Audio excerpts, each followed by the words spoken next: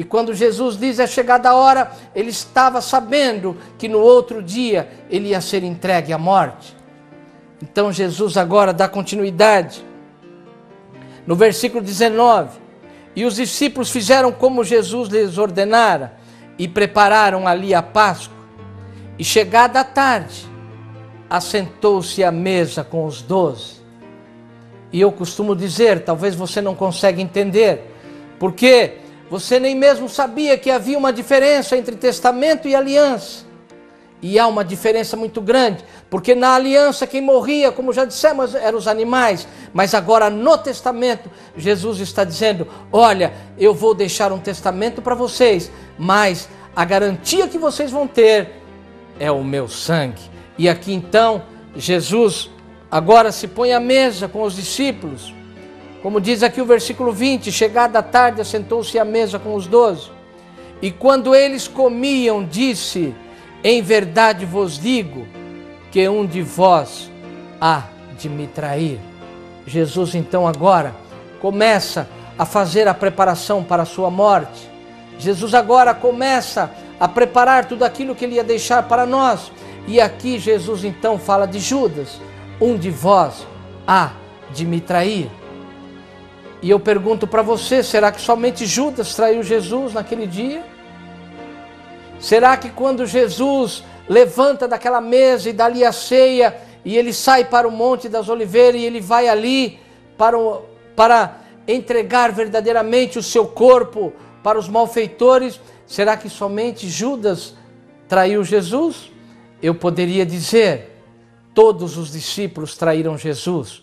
Pedro traiu Jesus, todos os discípulos voltaram a pescar, e agora então Jesus deixa claro aqui que Judas havia de lhe trair, mas ele continua. E ele entristecendo-se muito, eles entristecendo-se muito, começaram um por um a dizer-lhe, porventura sou eu, Senhor? E ele respondendo disse, o que mete comigo a mão no prato, esse me há de trair. Então nós sabemos, aqui pela Bíblia Sagrada, que Judas tomou ali da ceia com o Senhor Jesus. Aqui ainda a Bíblia está falando da Páscoa, mas terminado esta Páscoa, Jesus passa para a ceia.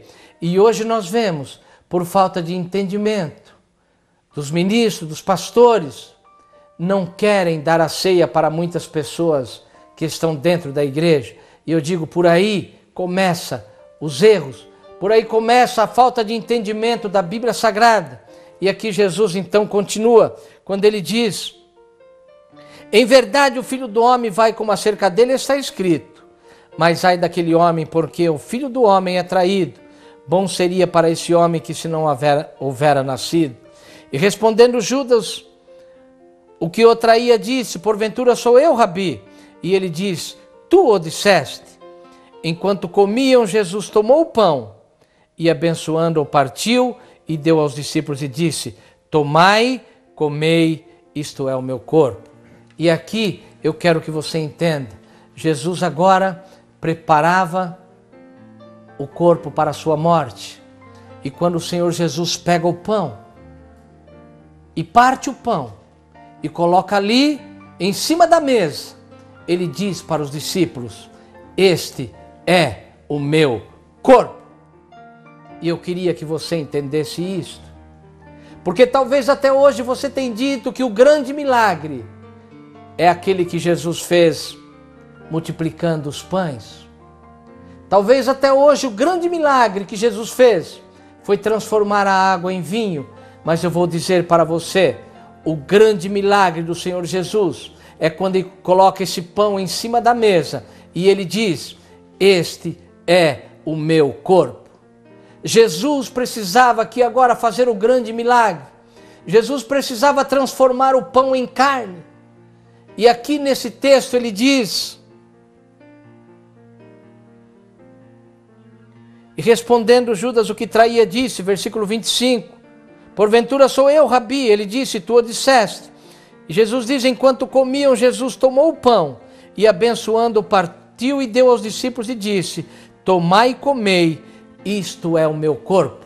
Veja que Jesus não nega que é pão. Ele diz: este pão é o meu corpo. Jesus agora iria fazer o grande milagre da sua vida.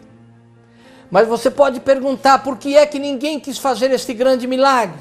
Porque Jesus, para transformar o pão em carne, precisava ir para a cruz. Jesus precisava subir na cruz. Jesus precisava transformar agora, aquele pão em carne.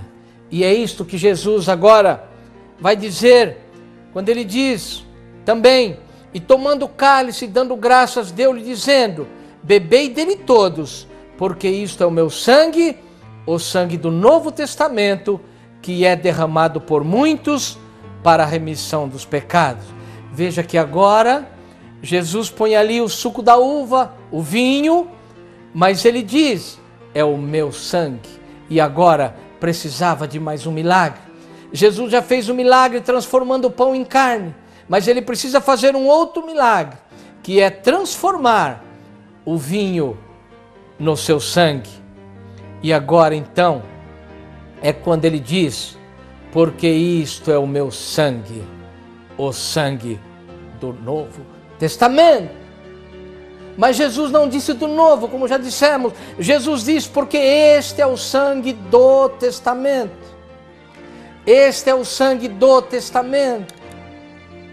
Logo, Jesus está dizendo que tudo que for feito daqui para frente tem a garantia do seu sangue. Então ele diz: este é o Novo Testamento no meu sangue. E quando nós falamos de sangue, nós precisamos explicar alguma coisa. Aqui tem um amado irmão junto conosco, que recentemente ele fez uma doação de uma medula para o seu irmão. E ele pode dizer para nós, para você entender, o que é que Jesus está dizendo aqui do seu sangue. Irmão Israel, conte o testemunho para nós.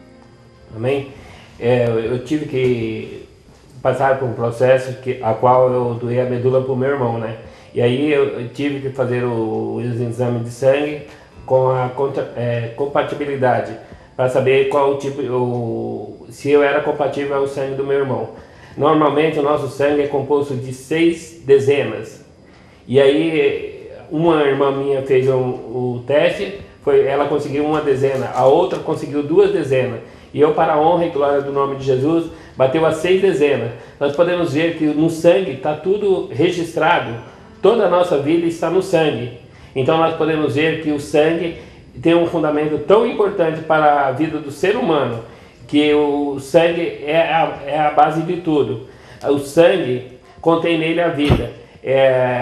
O médico estava falando comigo que a célula progenitora, o sangue, o DNA, a medula óssea, ela é uma nova vida que vai ser gerada dentro da outra pessoa que está recebendo. Porque quando o homem passa por um processo de quimioterapia, some todo o DNA antigo dele e passa a vigorar o DNA atual, do qual ele recebeu o sangue. Então, quando nós recebemos o sangue de Cristo em nossa vida, o sangue de Cristo é o que prevalece na nossa vida. Por isso nós temos que receber como sangue, não como um símbolo. Quando nós recebemos o sangue, realmente a nossa vida se transforma. Mas temos que receber como sangue de Cristo. Porque muitos hoje estão recebendo como símbolo. Mas nós que conhecemos o Evangelho de Jesus Cristo e passamos a entender mais esse mistério do Senhor Jesus Cristo, que está tudo registrado no sangue. Então nós temos que participar como sangue de Cristo. E quando nós comemos também o pão, é o corpo dele que está sendo na nossa vida. O corpo dele faz presença na nossa vida. Nós não vivemos mais nós, mas Cristo vive em nós. Então nós passamos a matar o velho homem e colocar o homem novo, o homem que é Jesus Cristo em nossa vida. E passamos a dar testemunho disso. Você venha tomar como sangue de Cristo e realmente a sua vida vai mudar para melhor. Amém? E é assim, agora você pode entender perfeitamente que quando Jesus diz: este é o meu sangue, e hoje, como o irmão acabou de falar, as igrejas, os pastores, os líderes têm dado a ceia como símbolo, quando dizem, este é um símbolo do corpo de Cristo. E eu vou dizer para você, na verdade, hoje as igrejas estão mortas. Sabe por quê? Porque ao invés de tomar o sangue de Cristo, que é a vida, estão tomando símbolo. E símbolo, o próprio dicionário define que simbologia é quando você não quer dar a verdade. É quando você não quer mostrar a verdade. E a igreja hoje tem se apossado desta mentira e dizendo que a ceia é simbólica. E nós vamos agora para um texto bíblico, onde nós vamos provar que a ceia não é símbolo. Vamos abrir a nossa Bíblia em São João, no capítulo 6. Nós vamos estar meditando aqui em outros textos, onde Jesus também está falando da ceia. E é tremendo para entendermos isto que o irmão Israel acabou de falar. Ele fez a transfusão da medula óssea.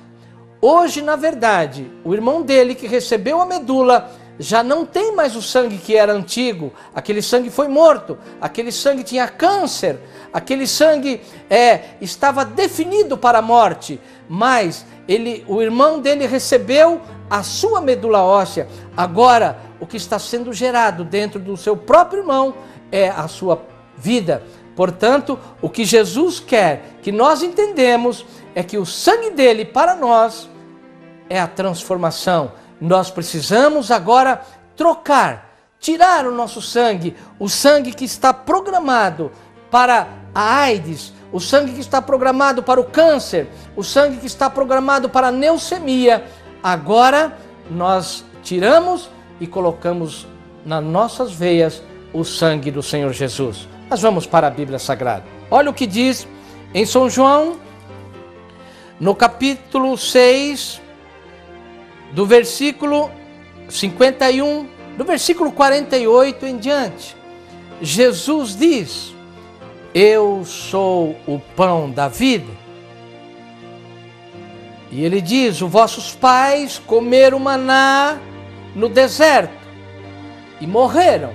Agora eu vou dizer para você, na aliança, lá o povo, Jesus está dizendo, lá eles comeram o pão e morreram, porque lá está dizendo que o maná veio do céu. Mas eu vou dizer para você com todas as letras, se o maná tivesse vindo do céu, ele não seria tido transformado em serpente. O maná no deserto, que está dizendo aqui, vossos pais comeram o maná no deserto e morreram. Sabe por que morreram? Porque lá comeram o pão que não era do céu. Comeram um pão que foi transformado em serpente. Mas agora Jesus então está dizendo, vossos pais comeram o maná no deserto e morreram. E ele diz, agora Jesus fala, este é o pão que desce do céu. Jesus aponta para ele e diz, este é o pão que desce do céu. Porque quem dele comer, para quem dele comer, não morra. Jesus está dizendo, vossos pais comeram o maná no deserto, na aliança. Mas eu agora sou o pão que se vocês comerem não morre.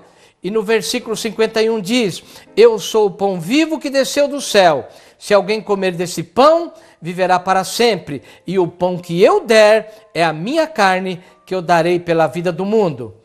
Agora, Jesus coloca aqui, dizendo, disputavam, pois, os judeus entre si, dizendo, como pode dar esse a sua carne a comer? Olha que interessante, meus queridos ouvintes. Jesus está dizendo que vai estar pondo ali a sua carne, o seu corpo. Mas eles dizem para Jesus, como pode este nos dar a sua carne a comer? A mesma coisa que os judeus disseram para Jesus. Hoje a igreja está dizendo, como pode ser a ceia o corpo de Cristo? Como pode ser a ceia a carne de Cristo? Pode porventura alguém comer a carne de outro homem? Mas Jesus está dizendo, é a minha carne.